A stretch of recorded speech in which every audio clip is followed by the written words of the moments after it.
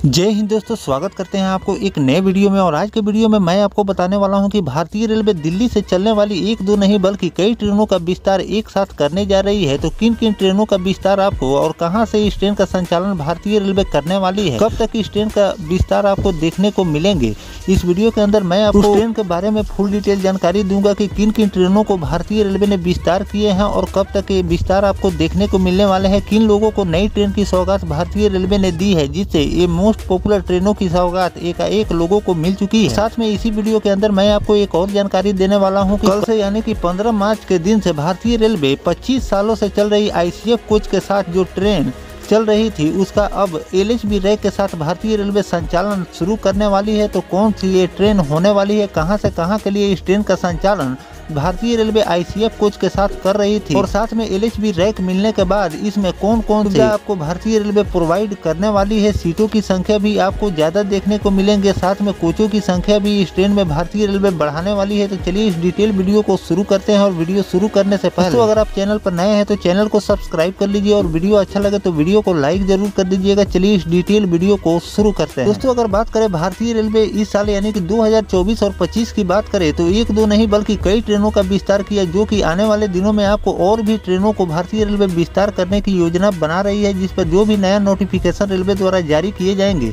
वो भी जानकारी मैं आपको लगातार देता रहूंगा। फिलहाल जो भारतीय रेलवे दिल्ली से कई विस्तार किए हैं, चलिए पहले उसके बारे में हम जान लेते हैं। दोस्तों, उत्तर रेलवे 12279 और 12280 नई दिल्ली वीरांगना लक्ष्मीबाई झांसी एक्सप्रेस और train number 18237 18238 Korba Amritsar express, train number 18477 और 18478 पूरी योग नगरी ऋषिकेश एक्सप्रेस और ट्रेन नंबर 14211 और 14212 आगरा कैंट नई दिल्ली इंटरसिटी एक्सप्रेस को 29 मार्च से 6 अप्रैल 2025 तक अजही रेलवे स्टेशन पर अस्थायी रूप से स्टॉपेज दिए गए हैं। अजही रेलवे स्टेशन नई दिल्ली के आगरा रेलवे रूट को कोसी और मथुरा जंक्शन के बीच स्थित है। यहाँ से बरसाना, गोवर्धना, नंदगांव और माठ बेहद नजदीक होते हैं। धौलपुर जंक्शन पर भी इस ट्रेन को 2 मिनट का ठहराव भारतीय रेलवे ने दिए हैं। धौलपुर के बाद यह ट्रेन रात 3:40 पर आगरा कैंट पहुंचेगी। आगरा पर इस ट्रेन को 2 घंटे 5 मिनट का हॉल्ट दिया गया है। यहाँ से इंटरसिटी एक्सप्रेस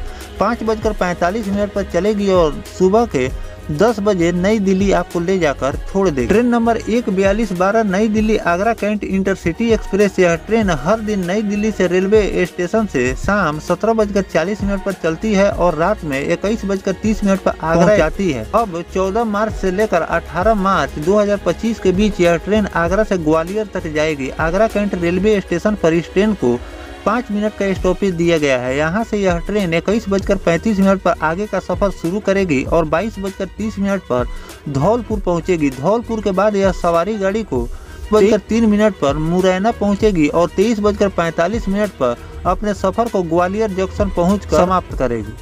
अगला जो ट्रेन है 14211 आगरा नई दिल्ली इंटरसिटी एक्सप्रेस, यह ट्रेन सामान्य तौर पर आगरा से नई दिल्ली के बीच चलती है, लेकिन 14 मार्च से 18 मार्च तक इस ट्रेन के सफर की शुरुआत ग्वालियर जंक्शन से होगी। ग्वालियर से यह ट्रेन रात में 1 बजे चलेगी। होली पर रेल यात्रियों की सहूलियत को देखते हुए उत्तर रेलवे ने नई दिल्ली आगरा के बीच चलने वाली इंटरसिटी एक्सप्रेस का अस्थायी तौर पर विस्तार करने का फैसला किया है। नई दिल्ली आगरा इंटरसिटी एक्सप्रेस 14 मार्च 2025 से 18 मार्च 2025 तक ग्वालियर रेलवे स्टेशन से चलाई जाएगी।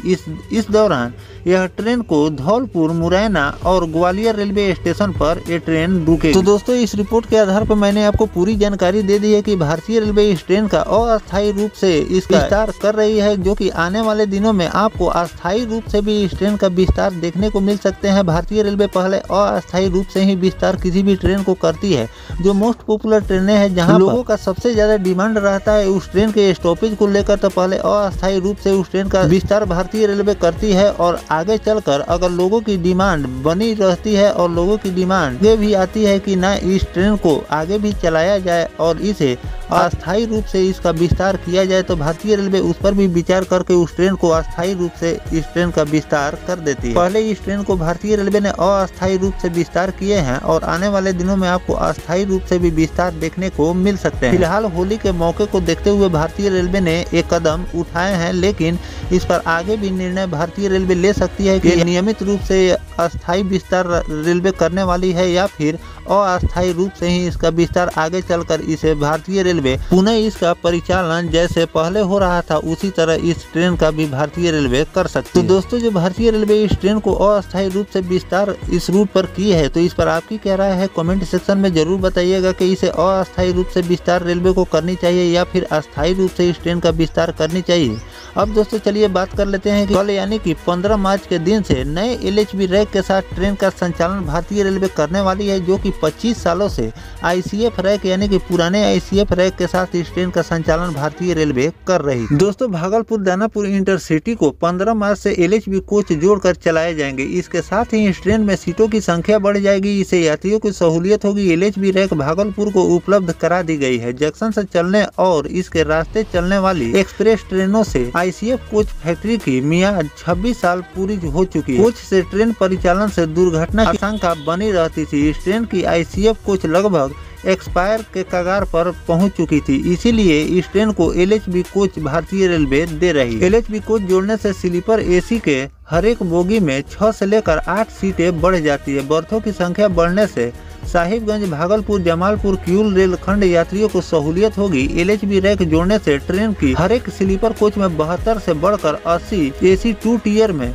48 से बढ़कर 54 और AC 3 टियर में 64 से बढ़कर 72 सीटें हो जाएंगी। रेलवे के अधिकारियों के अनुसार LHB कोच रैक जुड़ने से सीटों की संख्या बढ़ने के साथ ही ट्रेन की दुर्घटना की संभावना कम हो जाती है। विक्रमशिला एक्सप्रेस सहित लंबी दूरी की अधिकांश ट्रेनों में LHB रैक भारतीय रेलवे ने पहले ही से दे चुकी है। भारतीय रेलवे 15 मार्च से LHB रैक जोड़कर इस ट्रेन का संचालन शुरू करने वाली है। ट्रेनों में लगे ICF कोच की मियाद यानी कि समय 25 साल पूरे हो चुके हैं। एक्सपायरी कोच को हटाने की वकायदा में भारतीय रेलवे पूरे जोर शोर से लगी हुई है। LHB कोच के लगने से हर एक कोच में सीटों की संख्या भी आपको ज्यादा देखने को मिलती है। दोस्तों, इन सब बातों को ध्यान में रखते हुए भारतीय रेलवे जो भी ICF यानी कि पुराने कोच के साथ ट्रेनों का संचालन जिस भी रूट पर हो रहे हैं, धीरे धीरे आपको उन सभी ट्रेनों को भारतीय रेलवे नए LHB रैक के साथ चलाने वाली है, जिससे सीटों की संख्या बढ़ जाएगी, जिससे लोगों को काफी ज्यादा सुविधा मिलेंगे। लोगों को कंफर्म टिकट मिलना कुछ लोगों को तय हो जाएंगे। साथ में दुर्घटना को भी कम किया जा सकता है, क्योंकि ICF कोच के साथ जो भी ट्रेनें चलती है वो पुरानी ट्रेनें हो चुकी है और कभी भी दुर्घटना का शिकार हो सकती है। तो इन सब बातों को ध्यान में रखते हुए भारतीय रेलवे अब जो भी पुराने कोच के साथ चल रही है उसको 2 सालों के अंदर भारतीय रेलवे ने टारगेट लिए हैं कि सभी ICF कोच वाले ट्रेन बंद हो जाएंगे और केवल आपको